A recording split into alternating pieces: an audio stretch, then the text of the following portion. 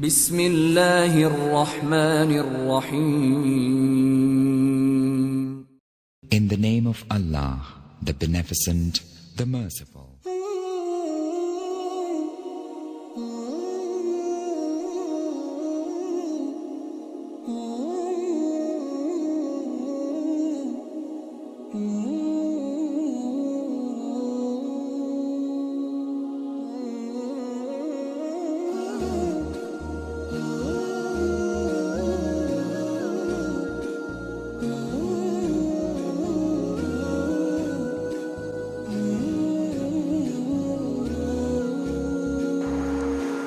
الحمد لله نحمده ونستعينه ونستغفره ونعوذ بالله من شرور أنفسنا ومن سيئات أعمالنا من يهده الله فلا مضل له ومن يضلل فلا هادي له وأشهد أن لا إله إلا الله وحده لا شريك له وأشهد أن محمدا عبده ورسوله. أما بعد فإن خير الحديث كتاب الله وخير الهدي هدي محمد صلى الله عليه وسلم وشر الأمور محدثاتها وكل محدثة بدعة وكل بدعة ضلالة وكل ضلالة في النار. فأعوذ بالله السميع العليم من الشيطان الرجيم. إن عدة الشهور عند الله 12 شهرا في كتاب الله يوم خلق السماوات والأرض منها 4 حرم ذلك الدين القيم فلا تظلموا فيهن أنفسكم. رب اشرح لي صدري ويسر لي أمري واحلل عقدة من لساني يفقهوا قولي. رب زدني علما رب زدني علما رب زدني علما.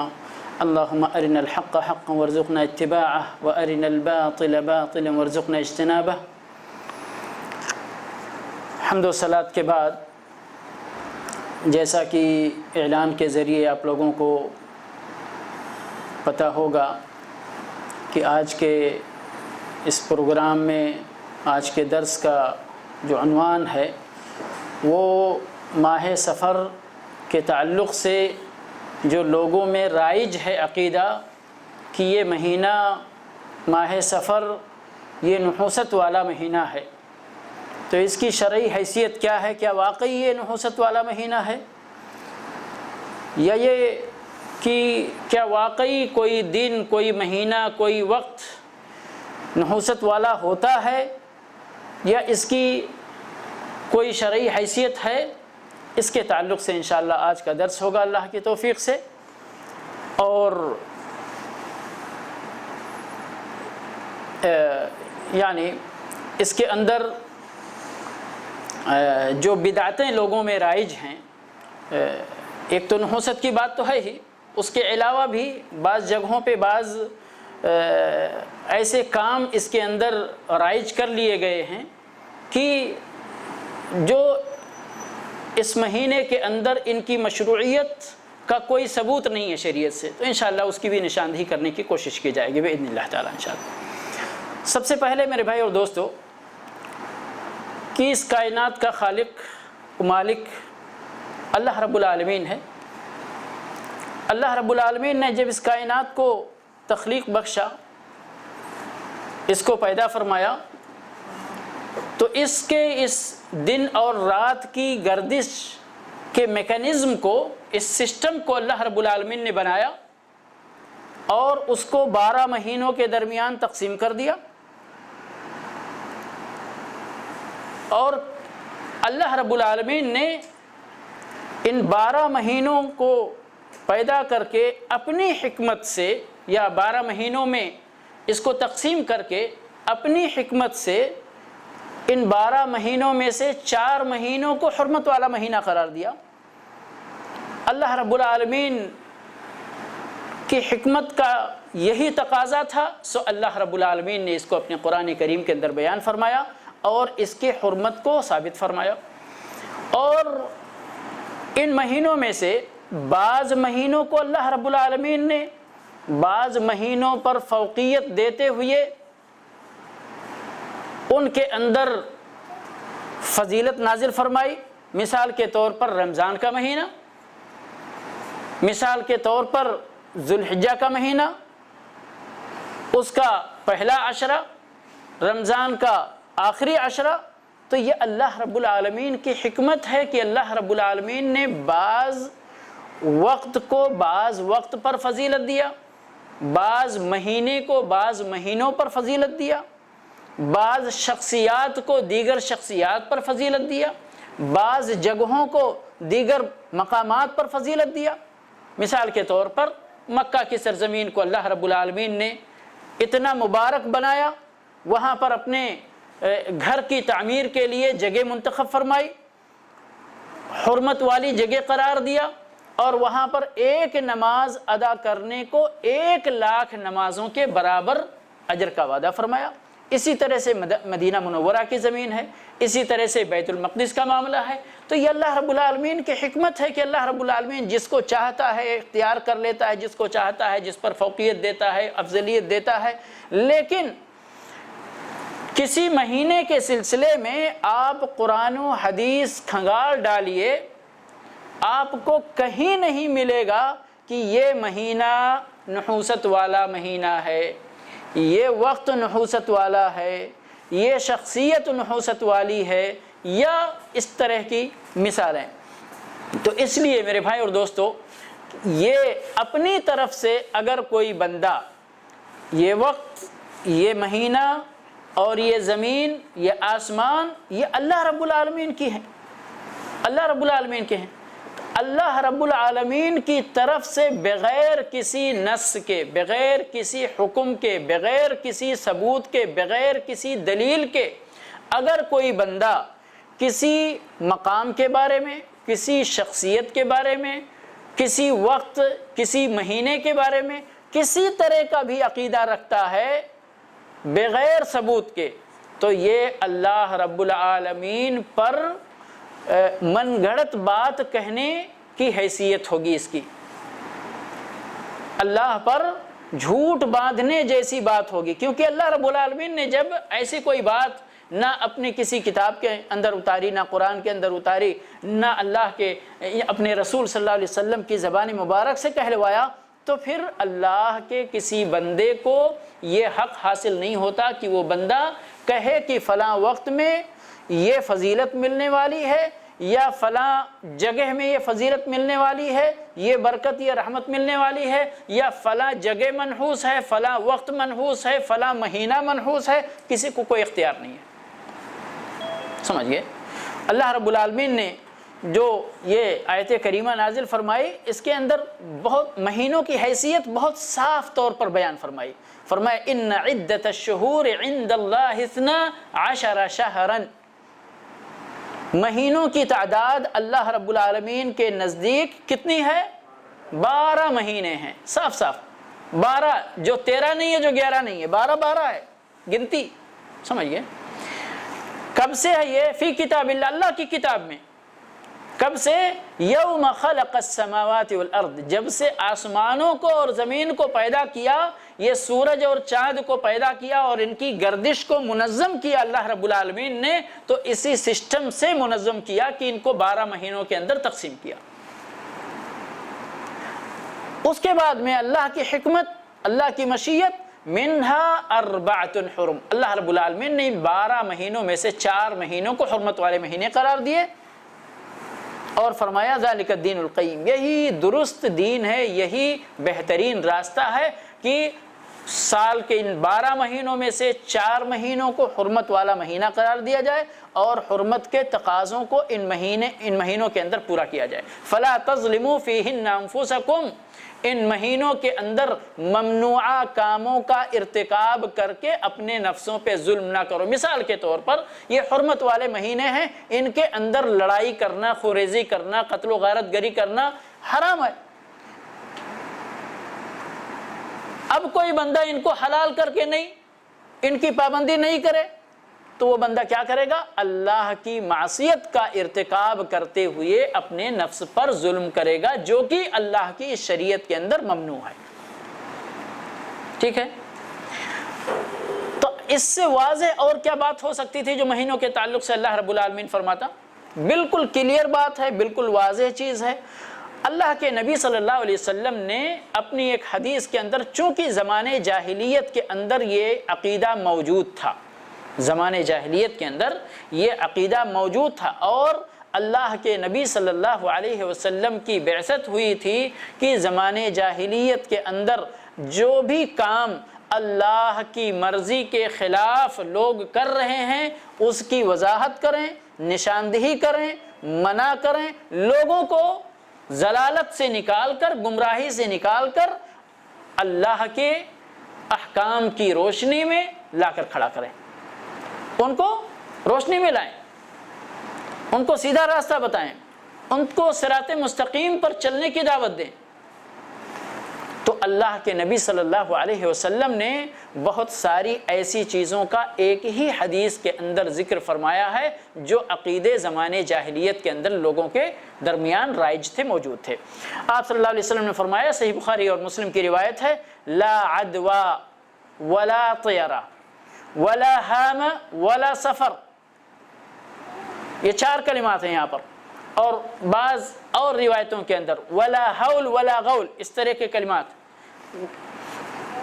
تو یہ کل ملا کے 5-6 کلمات بنتے ہیں، اور تقریباً سبھی کا تعلق اسی طرح سے بدشگونی سے ہے، یا اوہام سے ہے، خرافات سے ہے، وسواس سے ہے، اور بلا بنیاد کسی چیز کے سلسلے میں کوئی عقیدہ رکھ لینے کا ہے۔ لا عدوہ، بیماریوں کے متعدی ہونے کا انکار، کہ بیماریاں ایک شخص سے دوسرے شخص میں یا ایک جانور سے دوسرے جانور کے اندر منتقل نہیں ہوتی ہیں۔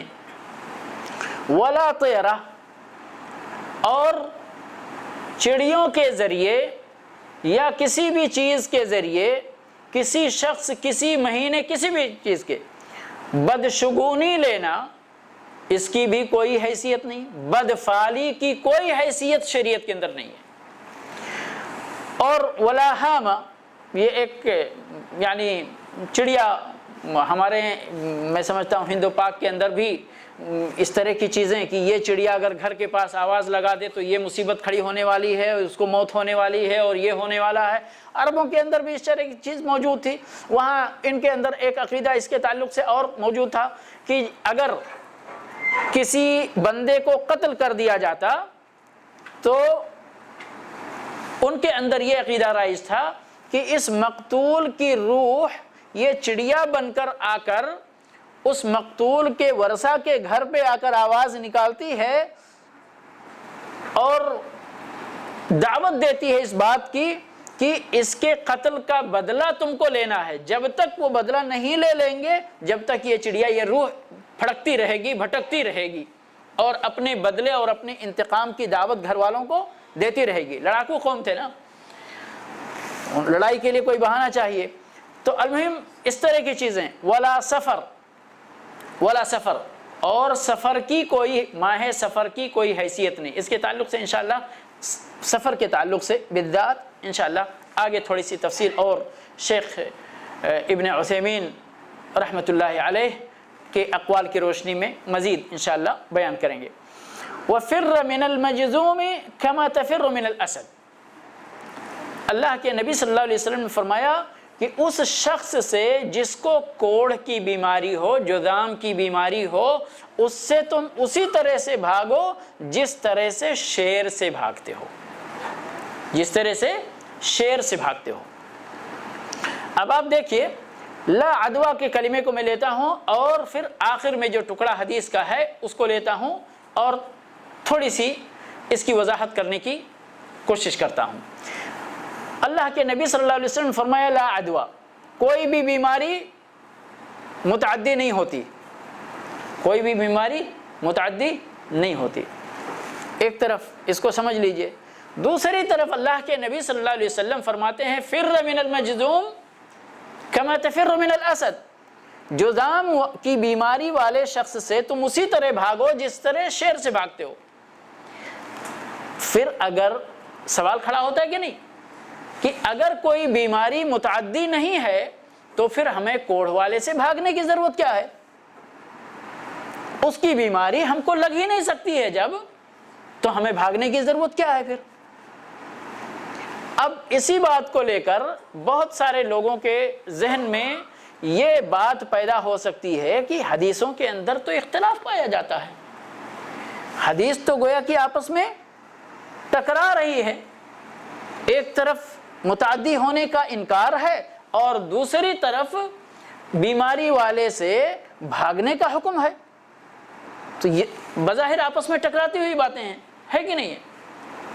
تو میرے بھائی اور دوستوں، محدثین نے اس طرح کی جتنی بھی حدیثیں ہیں جن میں بظاہر، اور محدثین کا یہ دعویٰ اپنی جگہ درست ہے کہ نہ قرآن کی آیتوں کے اندر آپس میں کوئی ٹکراؤ ہے، نہ احادیث میں حدیث سے حدیث میں کوئی ٹکراؤ ہے، اور نہ قرآن کا ٹکراؤ حدیث کے ساتھ ہے۔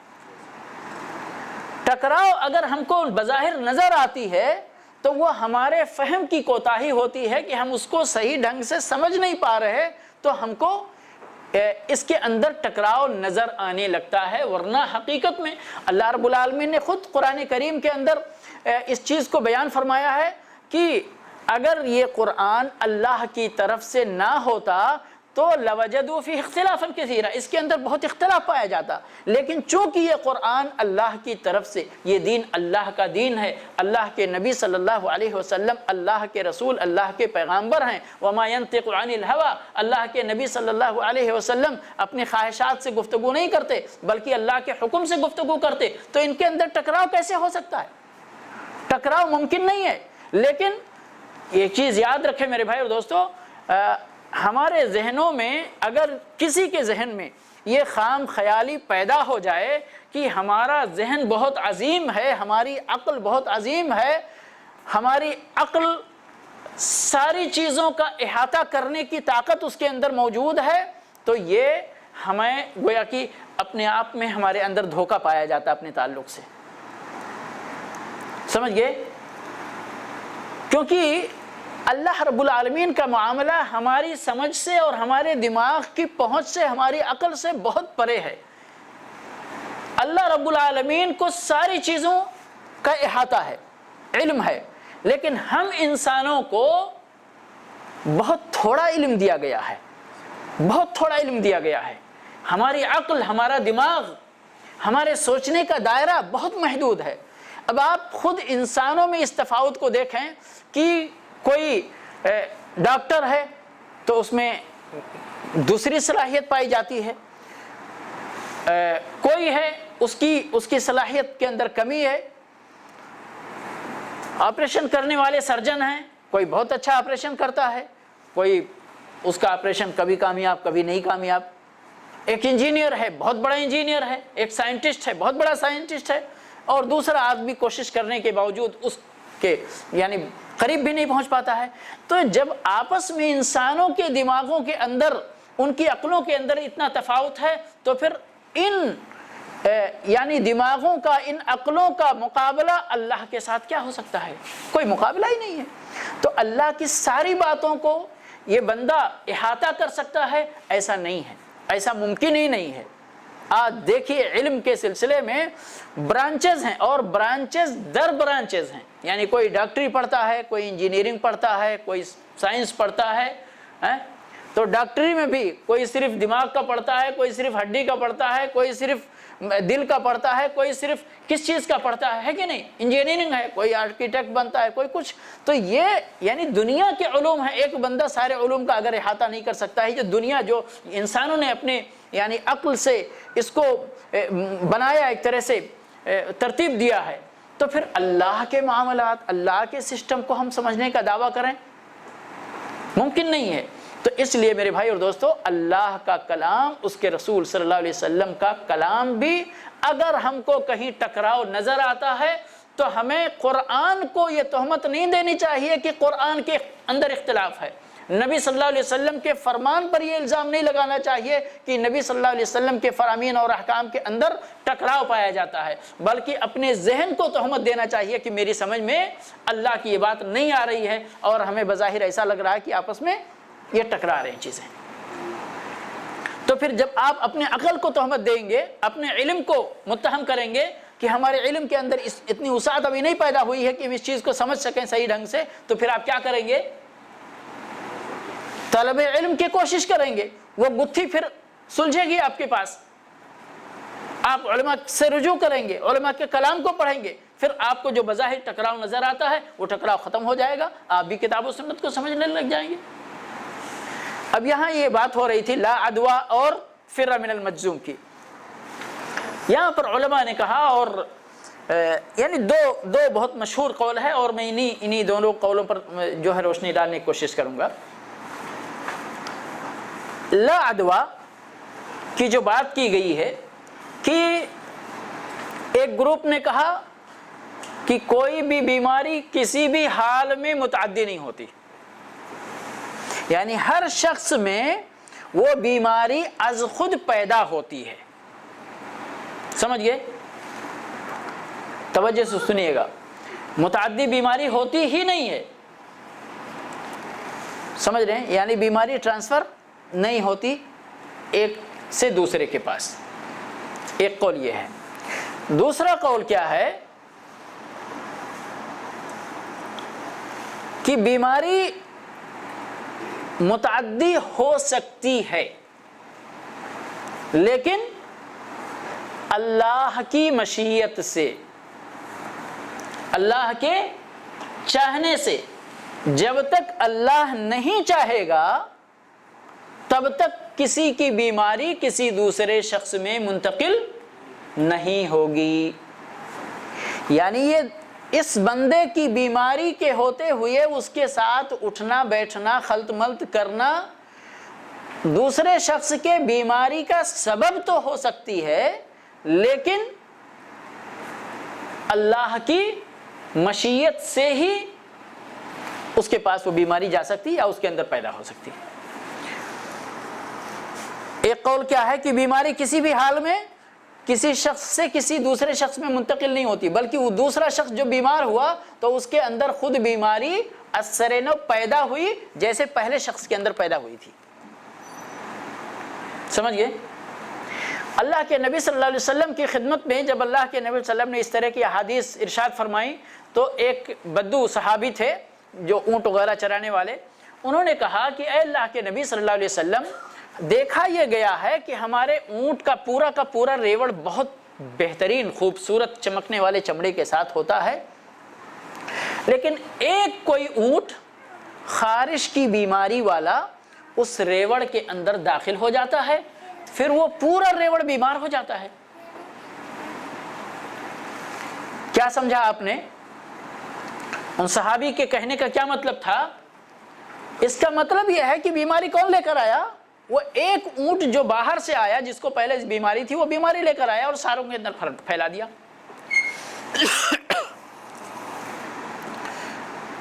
بات منطقی ہے کہ نہیں ہے؟ معقول ہے کہ نہیں ہے؟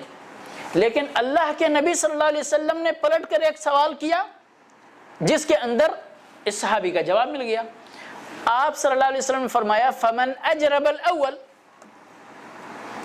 تو ٹھیک ہے اگر تمہارے حساب سے اور تمہارے سوچنے کے حساب سے پورے ریوڑ کو اس ایک اونٹ نے بیمار کیا، لیکن سوال یہ ہے کہ اس پہلے اونٹ کو جس نے سب کو بیمار کیا اس کو کس نے بیمار کیا تھا؟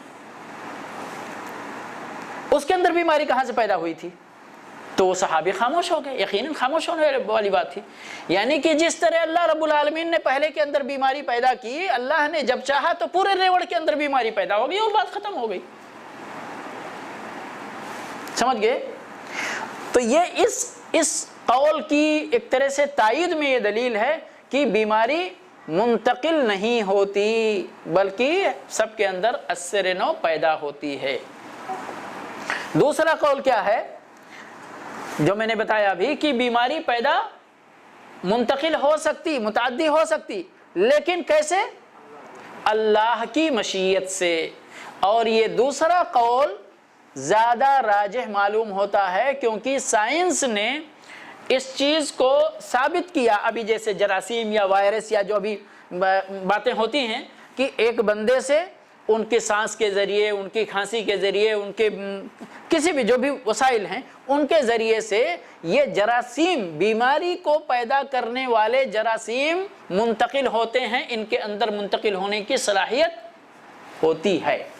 یہ تو سائنس نے ثابت کر دیا، تجربے سے ثابت کر دیا گیا اس چیز کو، ٹھیک ہے۔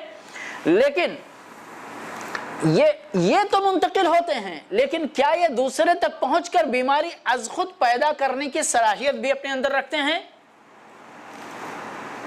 اس سوال کا جواب کیا ہے؟ نہیں، کیونکہ دیکھا گیا ہے، تجربے نے، مشاہدے نے یہ چیز بھی ثابت کی ہے کہ ایک ہی شخص کے ساتھ، بیماری والے کے ساتھ ایک سے زیادہ لوگ ٹچ میں رہتے ہیں، ایک سے زیادہ لوگ ٹچ میں رہتے ہیں، لیکن ان میں سے کسی کو بیماری ہوتی ہے اور کسی کو نہیں ہوتی ہے۔ اب اس کی وجہ کیا ہے؟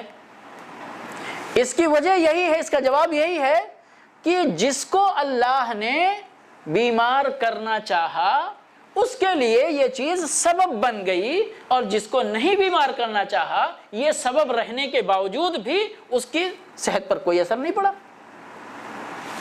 بات سمجھ میں آ رہی ہے نا؟ اب یہ تو آپ کو اس لفظ کا لا عدوہ کا معنی میں نے بتایا کہ اس کے سلسلے میں دو قول جو ہیں، یہ دونوں قول آپ کے سامنے۔ اب پہلے قول کو اگر لیتے ہیں کہ بیماری منتقل نہیں ہوتی، تو پھر فر من المجذوم کا حکم کیوں آیا؟ جذام کی بیماری والے شخص سے بھاگنے کا حکم کیوں آیا؟ اس کا جواب علماء نے یہ دیا کہ چونکہ بیماری پیدا کرنے والا تو اصل اللہ ہے، یہ ہمارے عقیدے کا حصہ ہے، اس میں کوئی کسی طرح کا شک شبہ نہیں ہے۔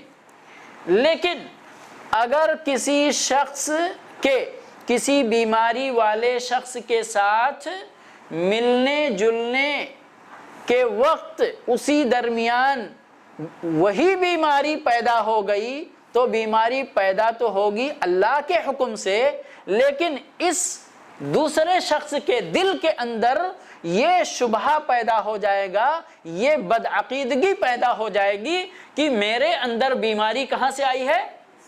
اس شخص کے پاس سے منتقل ہو کر آئی ہے، اور اس وقت اس کا ذہن اللہ کی طرف سے ہٹ کر اس شخص کی اس بیماری کی طرف جائے گا کہ اس کی بیماری ہم کو آ گئی، اللہ کو بھول جائے گا۔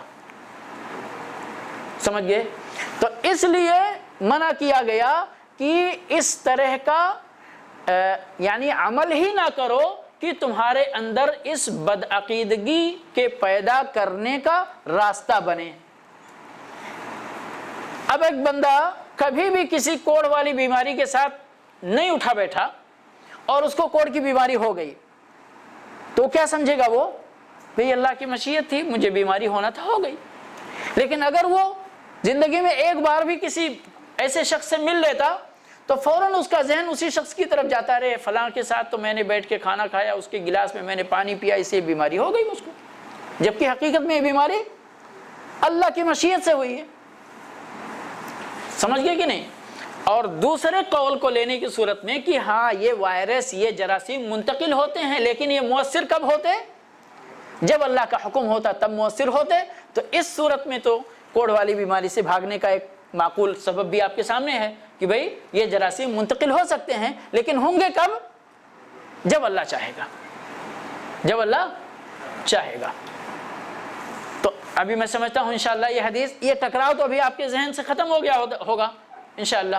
جی، تو یہ اسی حدیث کے اندر ولا سفر کا بھی لفظ موجود ہے کہ سفر کے سلسلے میں جو بدعقیدگی زمانے جاہلیت سے رائج ہے، اس سفر کے تعلق سے اس بدعقیدگی کی کوئی جگہ ہماری شریعت کے اندر نہیں ہے۔ سمجھ گئے؟ اب سفر کے تعلق سے زمانے جاہلیت کے اندر کیا کیا باتیں رائج تھیں؟ دو باتیں کم از کم۔ ایک تو ماہ سفر کو زمانے جاہلیت کے لوگ اس کے ساتھ یہ یعنی بدسلوکی کرتے تھے کہ آپ کو معلوم ہے حرمت والے مہینے کون کون سے ہیں؟ جی اور رجب، سفر تو نہیں ہے نا اس میں سے، نہیں ہے۔ زمانے جاہلیت کے لوگ کیا کرتے تھے، اپنی منمانی کرتے ہوئے، اپنے خواہشات کی پیروی کرتے ہوئے جس سال چاہتے تھے محرم کو حلال کر لیتے تھے، سفر کو حرام کر دیتے تھے، بولتے تھے اس سال سفر پہلے رہے گا، محرم بعد میں آئے گا، جبکہ اللہ رب العالمین نے سیدھا 12 مہینے، اور یہ 12 مہینے آپ کسی بھی کیلنڈر میں دیکھیے، میرے خیال سے 12 مہینوں سے زیادہ کسی مہینے میں 13 اور سے کم کسی کیلنڈر بھی 11 مہینے نہیں ہوتے ہیں، سبھی کیلنڈر میں 12 مہینے ہوتے ہیں۔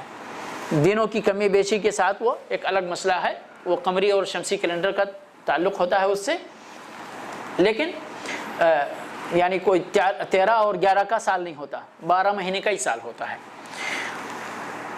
اللہ رب العالمین نے اسی ترتیب سے محرم، سفر، ربیع الاول، ربیع ثانی اور یہ مہینہ، 3 حرمت والے مہینے اکٹھا ہیں، اور ایک حرمت کا مہینہ اللہ کی حکمت سے الگ ہے، لیکن سفر حرمت کا مہینہ نہیں ہے۔ تو جب ان کو لڑائی کرنا ہوتی، کسی قبیلے سے ان کی لڑائی ہو رہی ہے یا کرنا ہے، اور اس کو ضروری سمجھتے کہ نہیں ابھی ہم کو لڑائی کرنا ہی کرنا ہے، تو کہتے سفر پہلے ہو جائے گا، محرم بعد میں ہو جائے گا، تو محرم میں لڑائی کرتے اور سفر کی جگہ محرم بنا کر اس میں لڑائی بند کرتے، اس کو حرمت والا مہینہ قرار دیتے۔ تو ایک یہ چیز، اور دوسری چیز جو تھی کہ سفر کے مہینے سے وہ لوگ نحوست پکڑتے تھے کہ سفر کا مہینہ منحوس مہینہ ہے۔ تو یہ 2 قسم کی بدعقیدگی زمانے جاہلیت سے ان کے درمیان پائی جاتی تھی۔ جو تقدیم تاخیر کا معاملہ ہے، اللہ رب العالمین نے قرآن کریم کے اندر وہ بھی بیان فرمایا ہے، اس کو نسی کے لفظ سے یعنی تاخیر کرنے کے لفظ سے تعبیر کیا گیا ہے، اور تقدیم تاخیر کا معاملہ بھی وہاں پر موجود ہے۔ اور اسی طرح سے عرب کے لوگ حتیٰ کہ حج کے مہینے کو بھی کبھی کبھی، ذوالحجہ کے مہینے کو بھی کبھی تاخیر کر دیتے تھے، اس سال اس مہینے میں حج کر رہے، دوسرے سال دوسرے مہینے میں حج کرتے تھے، یہ بھی کام ہوتا تھا کبھی کبھی۔ تو اسی لیے بعض علماء نے کہا، اللہ کے نبی صلی اللہ علیہ وسلم نے جب حجۃ الوداع کے موقع پہ خطبہ دیا تھا اور آپ نے ارشاد فرمایا تھا، ان الزمان قد استدار کہیئتہ یوم خلق السماوات والارض، کہ زمانہ لوٹ کر اسی طرح آج، یعنی جس وقت آپ صلی اللہ علیہ وسلم خطبہ دے رہے تھے، آپ نے فرمایا یہ یعنی بدلتے بدلتے گردش کرتے کرتے اسی طرح سے ہو گیا ہے جس دن، یعنی اسی سسٹم پہ آ کے آج پہنچا ہے جس وقت اللہ رب العالمین نے اس کو پیدا فرمایا تھا، اس کا آغاز کیا تھا۔ تو بعض علماء نے کہا کہ چونکہ حج کا مہینہ وہ لوگ 1 مہینہ 2 مہینہ تاخیر کرتے کرتے کرتے تو گھوم کر تو اسی مہینے میں پھر آ ہی جائے گا۔ تو ایک قول جو ہے اس کے سلسلے میں یہ بھی ہے کہ یہ تاخیر ہوتے ہوتے پھر اسی جگہ آ گیا جہاں پر اصلاً ذوالحجہ کے صحیح مقام پر اس کو ہونا چاہیے تھا۔ تو بہرحال یہ تاخیر کا معاملہ مشہور ہے، قرآن کریم کے اندر اور تفسیر کی کتابوں کے اندر آپ کو ملے گا۔ جو منحوسیت یا نحوست کا جو مسئلہ ہے وہ بڑا خطرناک مسئلہ، بدعقیدگی ان کے اندر یہ پائی جاتی تھی، اور افسوس کے ساتھ آج تک بھی وہی عقیدے بعین ہی یا ان سے ملتے جلتے، ان کے عقیدوں سے ملتے جلتے عقیدے آج بھی مسلمانوں کے اندر بھی یا بعض ان لوگوں کے اندر بھی پایا جاتا ہے جو اپنے آپ کو مسلمان کہتے ہیں۔ بدعقیدگی اور بدفعلی لینا، کسی شخص سے، کسی مہینے سے، کسی جگہ سے بدشگونی اختیار کرنا، یہ عقیدے کے بگاڑ کی دلیل ہے، کیونکہ بندے کی توجہ اللہ سے ہٹ کر اس چیز کی طرف چلی جاتی ہے، اور بندہ سمجھتا ہے اس کے اندر ہی اپنے آپ میں یہ تاثیر موجود ہے۔ یعنی کہ مثال کے طور پر اگر ہم یہی سفر کی مثال لیتے ہیں کہ سفر کے مہینے کے اندر یہ تاثیر ہے کہ سفر کے مہینے میں کوئی بھی کام ہم کریں گے تو وہ ہم اس کے اندر کامیاب نہیں ہوں گے، سمجھ گئے؟ سفر کے مہینے کے اندر یہ تاثیر ہے، اس مہینے میں اپنے آپ میں یہ تاثیر ہے کہ کوئی بھی کام اس مہینے میں انجام دیا جائے گا تو وہ کام بھلا نہیں ہوگا، اس میں خیر نہیں ہوگا، اس میں برکت نہیں ہوگی۔ تو گویا کہ ہم نے خیر و برکت کو اتارنے والا یا خیر و برکت کو چھیننے والا کس کو سمجھ لیا؟ اس مہینے کو سمجھ لیا نا۔ اللہ سے ہماری توجہ ہٹ گئی، اللہ پر سے ہمارا عقیدہ ختم ہو گیا کہ خیر و شر کا مالک کون ہے؟ اللہ رب العالمین۔ خیر و شر دونوں کا، خیر و شر دونوں کا یاد رکھیے، خیر و شر دونوں کا مالک اللہ ہے۔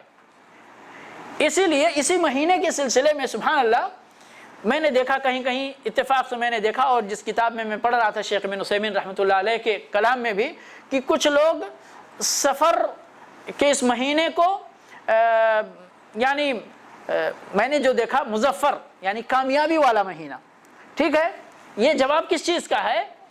کچھ لوگوں نے اس کو منحوس مہینہ سمجھا تو کچھ لوگوں نے اس کو کہا کامیابی والا مہینہ ہے، اور یہ دونوں باتیں غلط ہیں۔ ایک پارٹی نے، ایک جماعت نے تو اپنی وہ پرانی بدعقیدگی کا اظہار کیا ماہ سفر سے بدشگونی اختیار کرنے کا، لیکن دوسری پارٹی نے اس کا جواب دیا تو کہا نہیں، یہ بدشگونی کا مہینہ نہیں ہے بلکہ یہ تو خیر کا مہینہ ہے، یہ تو کامیابی کا مہینہ ہے۔ اور میرے بھائی اور دوستو، کسی بھی چیز کے اندر خیر ثابت کرنا یا شر ثابت کرنا بغیر دلیل کے، یہ کسی بندے کا حق نہیں بنتا ہے۔ خیر کا مالک اللہ ہے، شر کا مالک اللہ ہے۔ اگر اللہ نے کسی کے بارے میں خیر کی بات فرمائی ہے کہ ہاں اس کے اندر یہ خیر ہے، تو ہمارا عقیدہ ہوگا کہ ہاں اس کے اندر یہ خیر موجود ہے۔ جیسے میں نے مثال دی کہ مکہ کے اندر ایک نماز پڑھنے کا ثواب کتنا ہے، اجر کتنا ہے؟ 1,00,000۔ یعنی اللہ نے وہاں پر اتنی برکت رکھی ہے کہ ایک نماز کا فائدہ بندے کو 1,00,000 نمازوں کے فائدے کے برابر ہو جائے گا۔ اسی طرح مسجد نبوی کے اندر 1000 کا معاملہ ہے، 50,000 کی روایت صحیح نہیں ہے۔ اسی طرح مسجد اقصیٰ کے اندر 500 کا معاملہ ہے۔ کس نے رکھا یہ؟ اللہ رب العالمین، کیونکہ خیر کا مالک اللہ ہے۔ جہاں جتنی خیر رکھنا چاہتا ہے اس کو کوئی روکنے والا نہیں، سمجھ گئے؟ لیکن اگر کسی چیز کے بارے میں اللہ کی طرف سے کوئی معاملہ یعنی کوئی حکم نہیں آیا کہ اس میں یہ شر موجود ہے، اس میں یہ مائنس پوائنٹ موجود ہے اس میں، تو ہم کو یہ اختیار نہیں ہے کہ ہم اس کے اندر شر ثابت کریں۔ نہ خیر ثابت کر سکتے بغیر دلیل کے، اور نہ شر ثابت کر سکتے بغیر دلیل کے۔ تو اب یہ مہینہ ماہ سفر، اگر ہم اس کو شر والا مہینہ، نحوست والا مہینہ قرار دیتے ہیں اور ہمارے عقیدے کا یہ حصہ ہے کہ یہ مہینہ نحوست والا ہے، تو اس کے گویا کہ ہمارے اندر اس مہینے کے تعلق سے بد عقیدگی پائی جاتی ہے، جو کہ نہیں ہونا چاہیے۔ ہمیں اللہ پر توکل اختیار کرنا چاہیے اور اللہ پر بھروسہ کرتے ہوئے سارے مہینے اللہ کے ہیں۔ سارے مہینے کس کے ہیں؟ اللہ کے ہیں۔ خیر و شر کا مالک اللہ ہے، خیر و شر کا مالک اللہ ہے۔ تو اللہ ہی جس مہینے کے اندر چاہے خیر اتارے، جس مہینے کے اندر جس کے ساتھ چاہے وہ اس کے علاوہ کوئی برتاؤ کرے، اللہ کو کوئی بندہ روکنے والا نہیں۔ تو یہ میرے بھائی اور دوستو، اچھا پیدا کیوں ہوتا ہے یہ اس طرح کی بدعقیدگی یا نحوست کی وجہ کیا ہے؟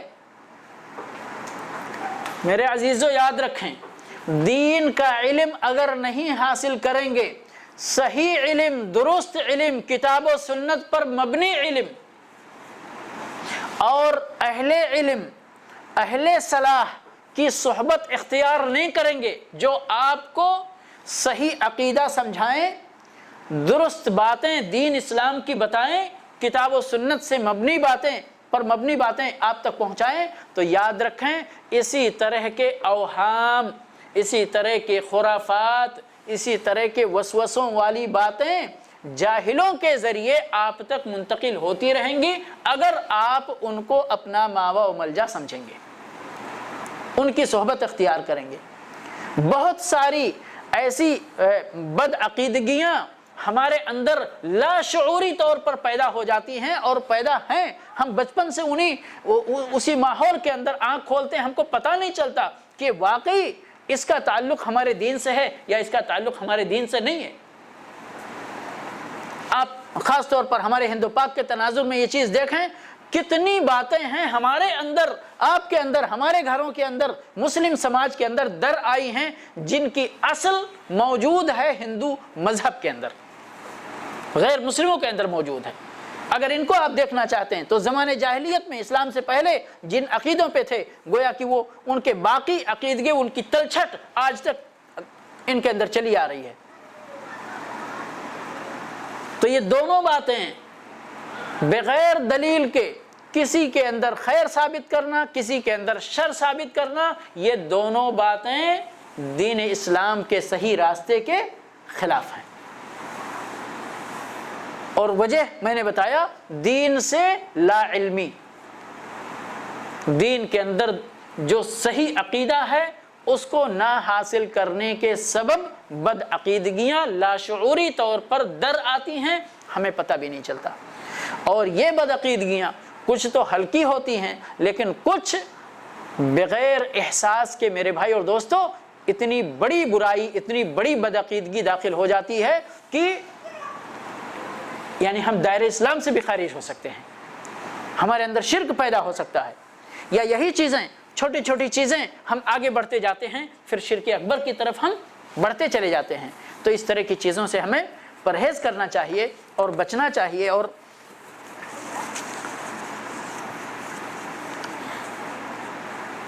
یہ جو حدیث کے اندر سفر کا مہینہ، سفر کا جو لفظ آیا ہے، ابن عثیمین رحمۃ اللہ علیہ فرماتے ہیں کہ ان کے اندر یعنی 3 معنی کی گنجائش ہے، اور علماء نے 3 معنی بیان کیے ہیں۔ سب سے پہلا معنی تو یہی ہے کہ یہ ماہ سفر ہے، اور اس کے اندر جو عرب لوگ اس مہینے میں جو نحوست اختیار کرتے تھے اسی نحوست کی نفی کی گئی ہے، اس کا انکار کیا گیا ہے کہ اس نحوست کی کوئی حیثیت نہیں اس مہینے میں۔ دوسرا معنی اس کا یہ بیان کیا گیا ہے کہ یہ ایک بیماری کا نام ہے جو بیماری اونٹوں کے پیٹ میں ہوا کرتی تھی، اور وہ بھی متعدی بیماری ان کے گمان کے مطابق مانی جاتی تھی۔ اس کا عقیدہ تھا، یعنی عربوں کا عقیدہ تھا کہ اونٹ کے اندر سے یہ بیماری دوسرے اونٹ کے اندر منتقل ہوتی ہے۔ تو اللہ کے نبی صلی اللہ علیہ وسلم نے عدوہ کے ساتھ، عدوہ آپ نے عام فرمایا کہ کوئی بھی بیماری متعدی نہیں ہے۔ پھر چونکہ یہ چیز ان کے معاشرے کے اندر رائج تھی تو اس لیے خاص طور پر اس کا نام لے کر آپ صلی اللہ علیہ وسلم نے نفی کیا کہ یعنی اس بیماری کے بھی منتقل ہونے کی کوئی حیثیت شرعاً نہیں ہے، جو کچھ بھی ہوتا ہے اللہ کی مشیت اور اللہ کے حکم سے ہوتا ہے۔ تیسری بات جو ہے، یہ سفر کا مہینہ ہی ہے، لیکن مراد اس سے جو عرب کے لوگ تقدیم تاخیر کیا کرتے تھے نا، آگے پیچھے بڑھا لیتے تھے، تو اللہ کے نبی صلی اللہ علیہ وسلم نے فرمایا کہ یہ آگے پیچھے نہیں کرنا چاہیے، ان مہینوں کو اپنی اپنی جگہ پر رکھتے ہوئے ان کی حرمتوں کو پامال نہیں کرنا چاہیے، بلکہ ان کی حرمتوں کے تقاضوں کو پورا کرنا چاہیے۔ تو یہ 3 باتیں ہیں، یعنی سفر کے مہینے کے تعلق سے نحوست کی بات، سفر کے مہینے کے تعلق سے تقدیم اور تاخیر جو حرمت یعنی حلال اور حرام کرنے کی بات، اور اسی طرح سے یہ اونٹ کے پیٹ کے اندر پائی جانے والی ایک بیماری کا نام ہے جس کے سلسلے میں ان کے اندر یہ عقیدہ موجود تھا کہ یہ بیماری منتقل ہوتی ہے۔ تو اللہ کے نبی صلی اللہ علیہ وسلم نے ان تینوں باتوں کا گویا کہ اگر جو بھی معنی جو سمجھے، یہ ایک عقیدے کی اصلاح کے تعلق سے اس بد عقیدگی کو ختم کرتے ہوئے اللہ کے نبی صلی اللہ علیہ وسلم نے یہ کلمہ ارشاد فرمایا۔ اور آخر میں شیخ نے کہا راجح بات یہی معلوم ہوتی ہے کہ یہاں پر نحوست کا انکار کیا گیا ہے، کہ جو عرب کے لوگ اس مہینے سے نحوست اختیار کرتے تھے تو وہ نحوست کی نفی کی گئی ہے اس کے اندر۔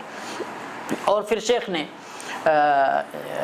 وہی بات جو میں ذکر کر رہا تھا کہ اس کے الٹا کچھ لوگ تو اس مہینے سے کیا کرتے ہیں، نحوست پکڑتے ہیں، بشگونی لیتے، اور کچھ لوگ کہتے ہیں یہ سفر الخیر ہے۔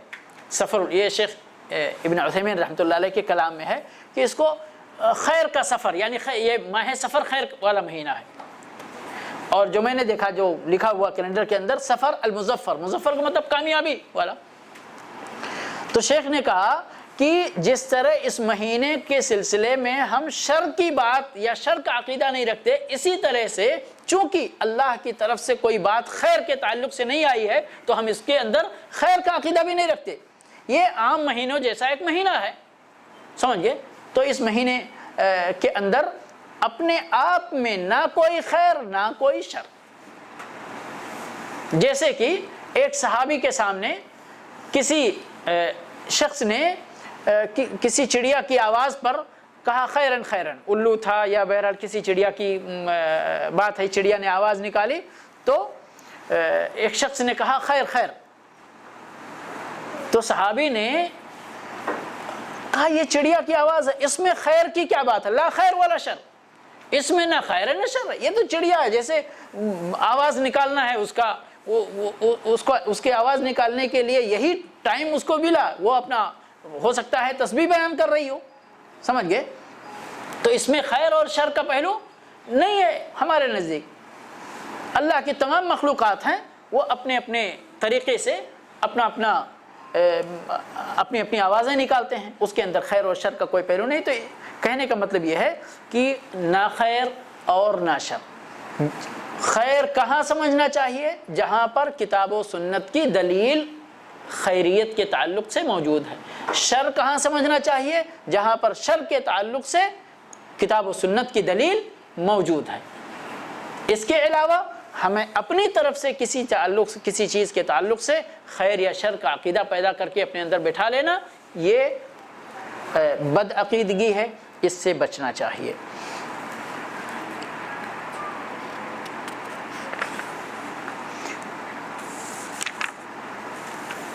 جو یعنی سفر کے مہینے کے نحوست کے تعلق سے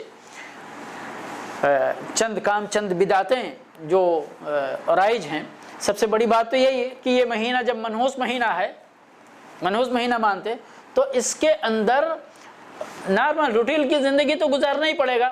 صبح ناشتہ، دوپہر میں کھانا، شام میں کھانا تو کھانا ہی پڑے گا، تو اس کو تو کوئی نہیں.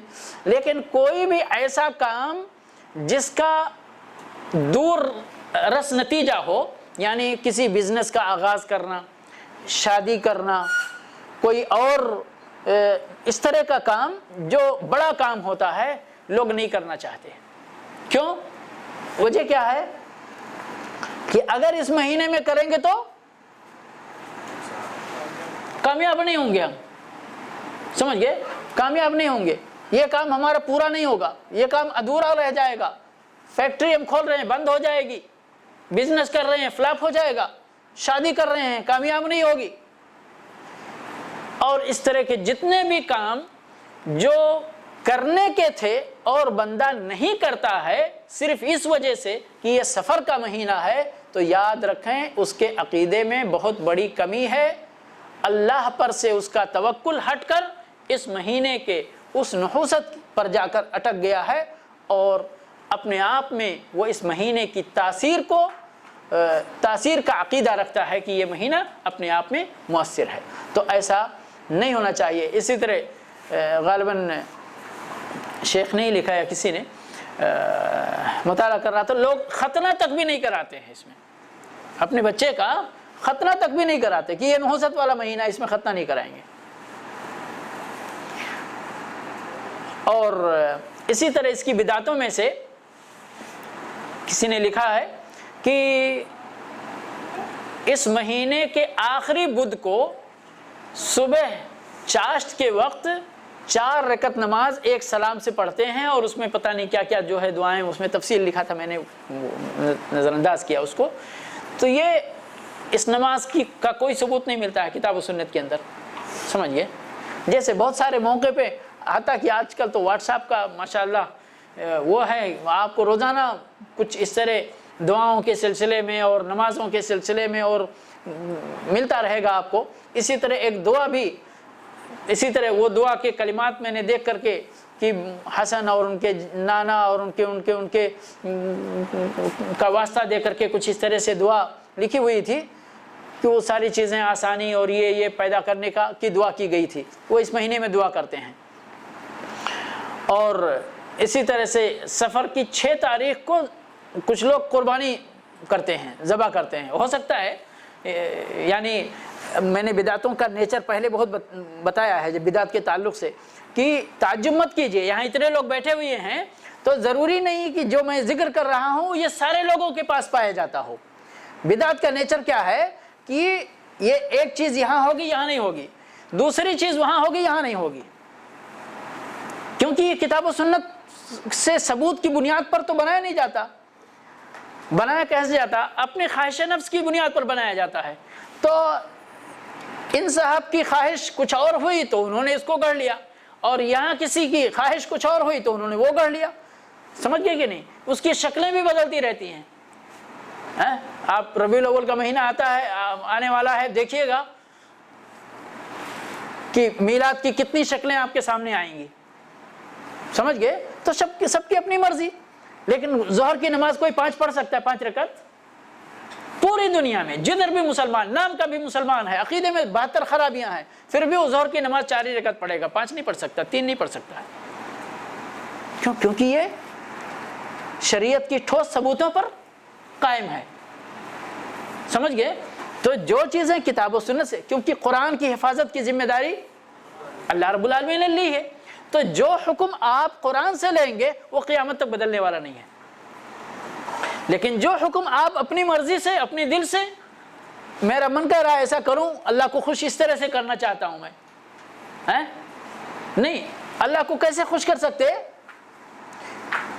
اللہ کو اللہ کی مرضی کے مطابق عمل کر کے خوش کر سکتے. اللہ کو اپنی مرضی کے مطابق عمل کر کے خوش نہیں کر سکتے.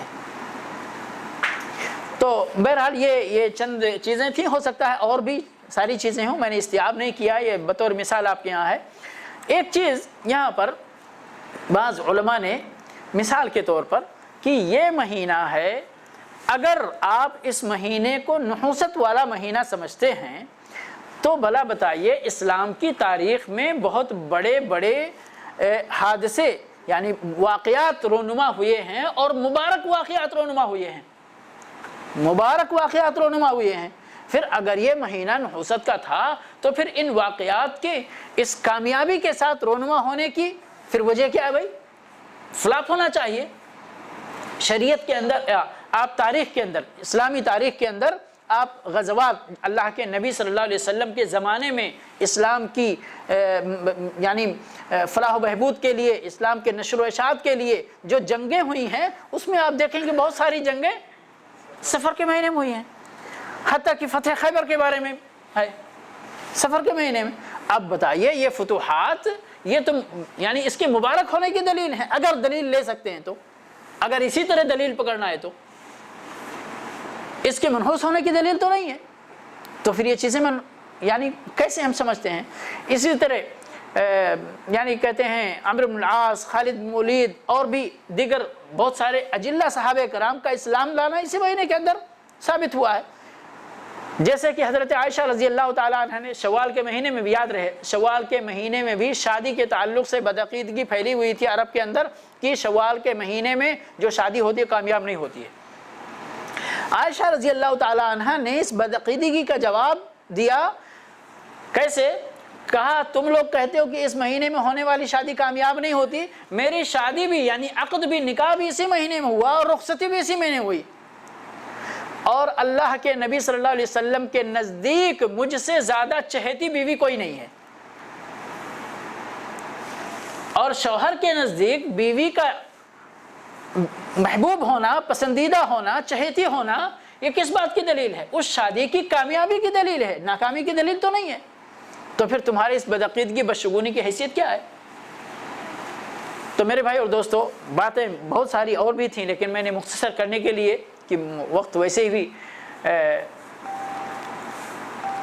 کل ملا کر خلاصے کلام یہ ہے کہ کسی بھی جگہ، کسی بھی شخص، کسی بھی وقت یا مہینے، سمجھ گئے، کہ اندر نحوست سمجھنا یا اپنے آپ میں اس کے اندر خیر سمجھنا بغیر دلیل کے کتاب و سنت کے، اس کی کوئی شرعی حیثیت نہیں ہے، اس کی کوئی حقیقت نہیں ہے. بلکہ یہ تو ایک برتن جیسا ہے.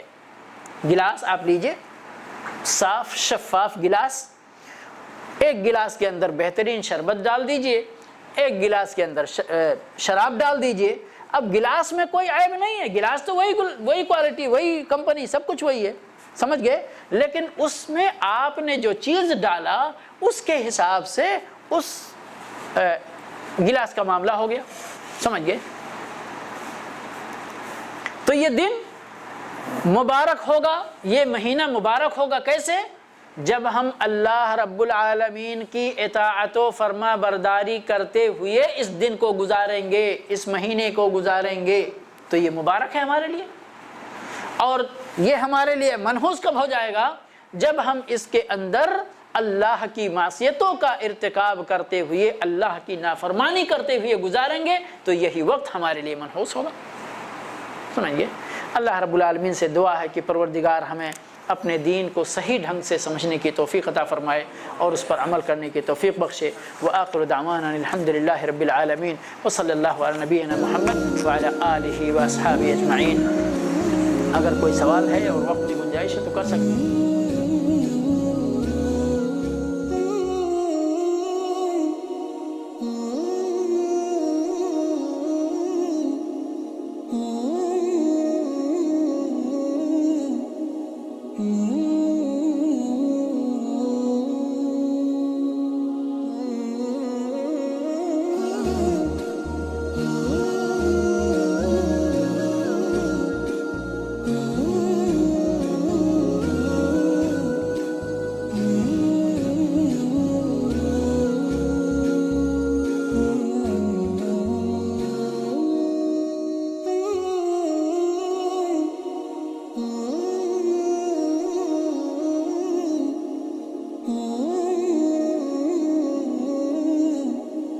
Mm-hmm.